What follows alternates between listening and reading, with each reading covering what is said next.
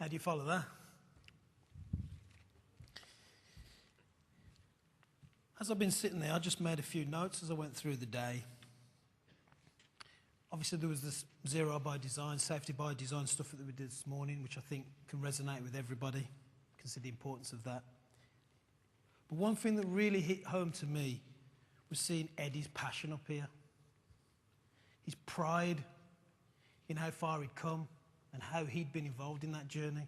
And I really felt his pride in that. And also the recognition that as far as they've come, there's still a bit further to go. And that was really powerful to me, to see that passion.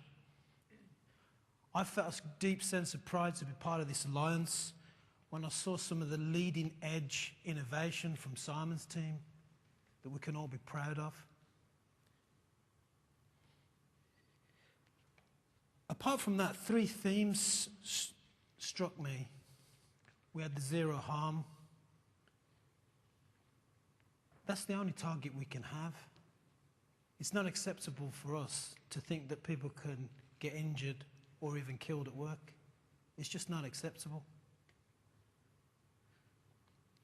Some of the phrases that they used, the way we do things around here, that's important. Are we going to walk by? Are we going to adopt the brothers keeper mentality that we talked about within those presentations? It's the only legitimate target that we can have. But picking up on some of the stuff in Adam's presentation that really struck me, courage. Courage means different things to different people. I've seen people who run through brick walls who are scared of spiders. I think it was Martin Luther King who once said, it's not where you stand in times of comfort, it's where you stand in times of challenge and controversy. And when people are doing things unsafely or things are not being done correctly, that's when you're challenged as an individual. Will you walk by or will you step in and stop it? And stopping a job is not easy.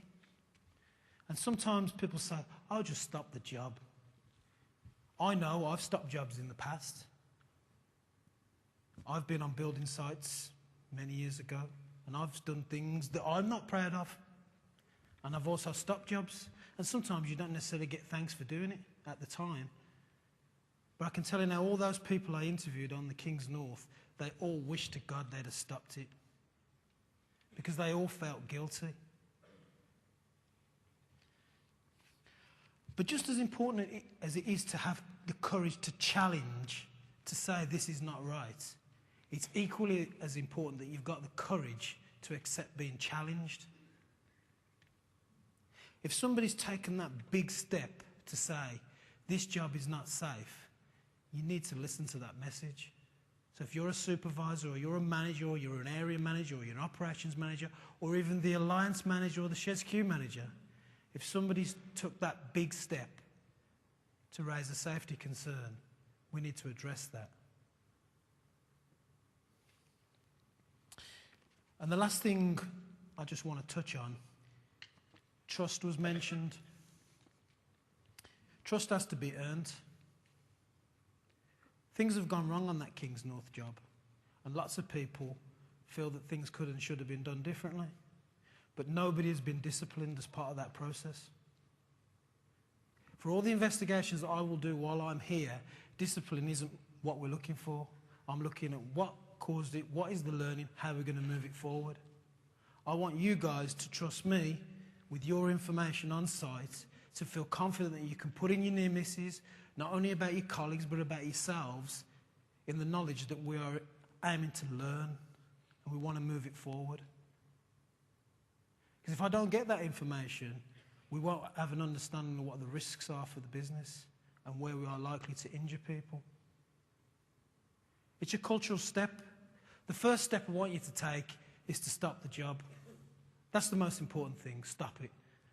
The next stage is reporting it. I want to encourage you to do that. But to me, the most important thing is you initially get to the point where you stop it. We don't have, I think there were seven people at King's North said they should have stopped it, and nobody did. We don't want to be in that position again. This alliance has got a fantastic safety record, but unfortunately, we've had 3 major injuries in a row. They weren't unlucky. This wasn't where somebody had all the correct PPE on and he walked across the yard and he trod on a stone and he twisted his ankle.